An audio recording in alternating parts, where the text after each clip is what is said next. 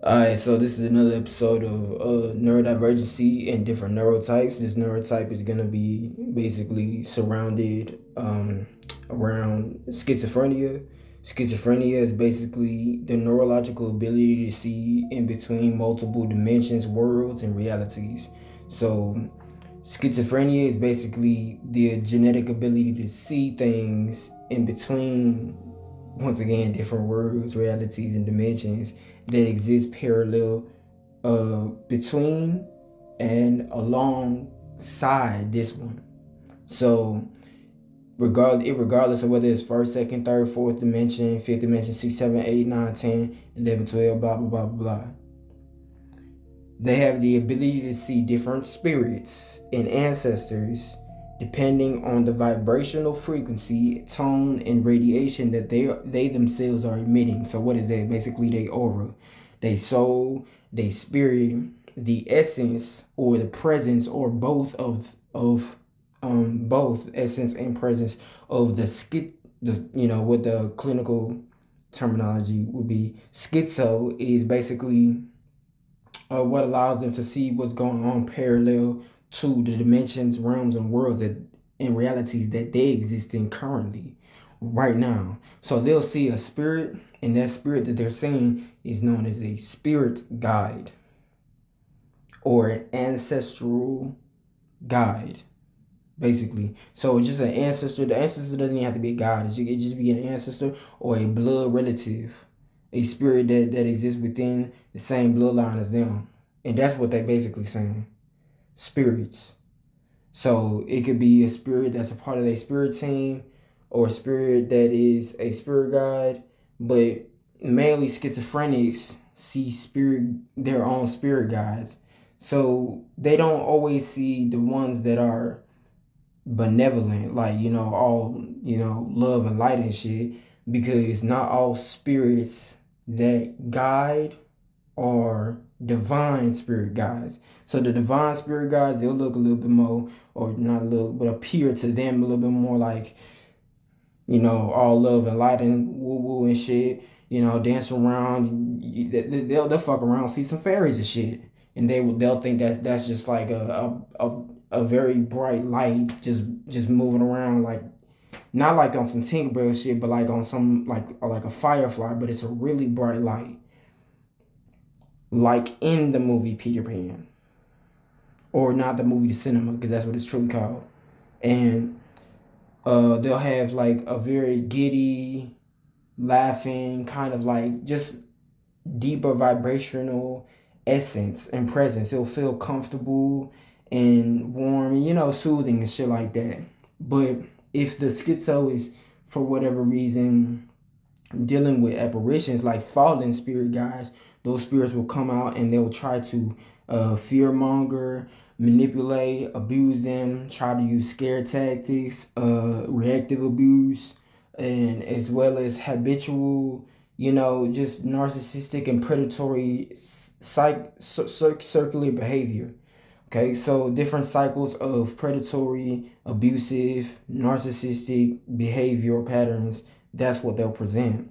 Because the vibration, the frequency, and the tone, and the radiation of, and or the radiation of the schizo could be attracting them or giving off that energy, that kind of like feeling. So energy is feeling. So if they feel that way, what they'll see within the dimensions parallel, within those parallel dimensions, worlds, and realities is the same energy as what they're emitting, and that energy could attract something, or they could see something within that same kind of like, you know that will attempt to shallow their vibration and frequency and tone. They're basically their aura and shit. Or try to turn their spirit real like icky and shit. Versus a positive spirit, they'll be there and they'll be just swaying and, dancing and singing and shit. Because they don't get no fuck. They're not trying to influence you, but you got a cool vibe. So they like, oh shit, this where the club. Oh shit, this where, oh yeah. Oh, we finna turn up. Yes. And the other ones, the fallen ones, which used to be divine spirit guys, they gonna turn up and they gonna be like, hold on. So you think oh, you think you can just see me? Well, guess what? You the only one that can see me, bitch. Look, look at look at you, look at you, ugly. I'm about to talk stupid to y'all. Your mama, a bitch. Look at her fat ass. Oh, now. You feeling some type of way? You want to do some ancestral shit, huh? Don't you know that we say some crazy shit because they're literally insane. They don't have a soul. These spirits are there to try to manipulate or influence the vibration, frequency, and tone of the seer, which is the ability, once again, that schizos have. They're seers, and they're kind of like, another word for them is that they can kind of see. I'm gonna dive into that a little bit. Not in this episode, but the point is that because they're able to see using these two eyes, not the third eye specifically. They have advanced chakra eyes like these. So that's the reason why, even if they're mortals and not immortals, meaning they don't have a soul, they only have a spirit, which is a mortal, incarnate, they'll still be able to see that shit. Because you don't need a soul to see a spirit. As long as you got a spirit, you can see a spirit. But if you got a soul, then you might see more than just spirits. You might see dragons and shit. You gonna see deities and gods and goddesses without like without a vessel, just like yours, a skin suit type shit, and they'll be moved around, going everywhere and shit. And depending on your vibration, frequency, and tone, when you in a shallower dimension, which is like first, second, third, and fourth, you'll see some fucked up shit. But if you in a deeper dimension like fifth, sixth, seventh, eighth, and ninth dimension, you gonna see some beautiful shit. You gonna see some pretty shit. And the difference is that if you study different tribes and remote areas and stuff like that, basically depending on the environment you in, that's what kind of presents to you. But it's not the environment that's affecting what you saying. Is you. It's you. So when you meditate, you ground, they not gonna try to pull up on you, be like woo woo. So, but when you ungrounded, you just basically not all calm, cool, chill, lay back, relax. You know what I'm saying? Resting. They gonna do everything they can to make sure that you don't change or shift your vibration, your frequency, your tone, or your radiation, and or your radiation, which is what allows them to exist within your aura or your presence or your essence. Yeah. So that they can continue to. So you can continue to leak your presence. Basically is not withstanding. It doesn't have a concrete form. It's not a dense form. So you be leaking your energy or you be leaking your electricity.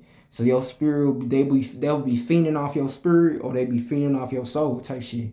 And they'll get a little drink. So that's why it's important for you, or just a big deal for you, to like literally take care of your energy or your essence in your presence. So if you got a spirit, then it's you don't necessarily have what's called an aura. It's an electrical field. But if you have a soul, it's an electromagnetic field. So yours will be radiating if you have a soul. But versus if you just have a spirit, it'll kind of just be vibrating. It's not the same thing. One emits like a heat, and the other one is kind of just cool. But it's like it's really just cold. I ain't gonna lie. And that's really what it is, because it's pure ambience, it's pure darkness. It don't have a lot of light in it, because it's just a spirit though. But that's really all it is. For schizophrenics, ain't too much deeper than that. They seers, and they have the ability to see in between veils. So they're veil shifters basically. So that's their genetic ability. Veil shifting, and their gift is the ability to as a seer. So they can see in between veils, which is dimensions, realms, and realities parallel to the one that they're in. Period.